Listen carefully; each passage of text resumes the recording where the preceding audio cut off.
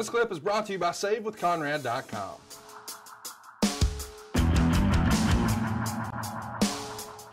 Talk to me a little bit about Memphis for a minute. You and I have never spent any time talking about this on or off air.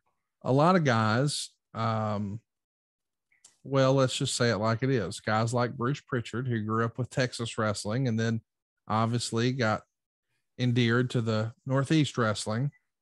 He always sort of references Memphis, maybe tongue in cheek, like, oh, that's that old Memphis shit.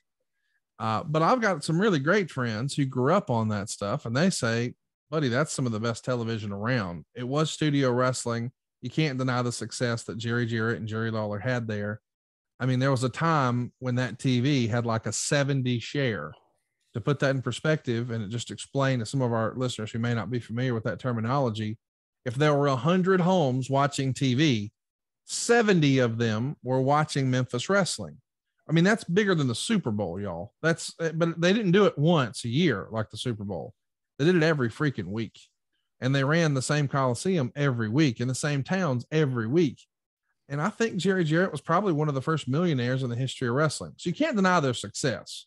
But for whatever reason, a lot of folks within wrestling just sort of dismiss it because of the style or some of the over-the-top gimmicks or whatever. Where did you land on Memphis? What was your opinion of Memphis wrestling? Some of it was extremely entertaining. Some of it pushed the envelope a little too far. We call them midget spots.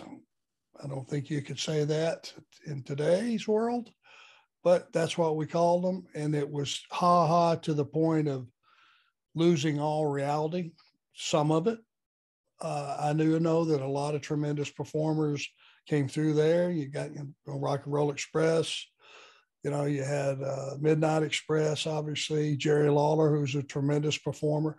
A lot of guys made a trip through there and took some of that entertainment with them and incorporated it into their styles, and you could see it in people's work. I think it was 11 o'clock Saturday morning that was when their TV show was. Is that correct? Yep. Which is prime time. Mm-hmm. Didn't get any better than that for kids. Right. Most dads are off on Saturday, so I'm sure they watched it with their kids. That share you're talking about, 70 shares, ridiculous. It's got to be some kind of record, I would think. But it was the only thing that was against was cartoons, I would imagine, that time of the morning. Right?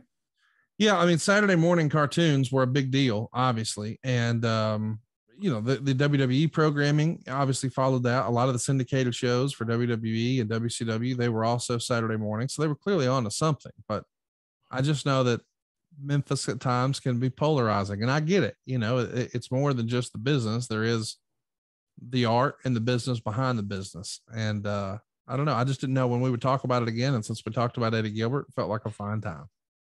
Well, and the roots that they had to Jackie Fargo, everybody that ever watched that show, I think, is a fan of Jackie Fargo. And you could see the Fargo strut and generations that followed. Jerry Lawler is, to this day, a card. He's red hot in Memphis. Anytime you want to run it, give him an opponent right now, he'll draw you a house, So there are guys that, Jeff Jarrett wrestled there for a long, long time, but he graduated out and went some other places and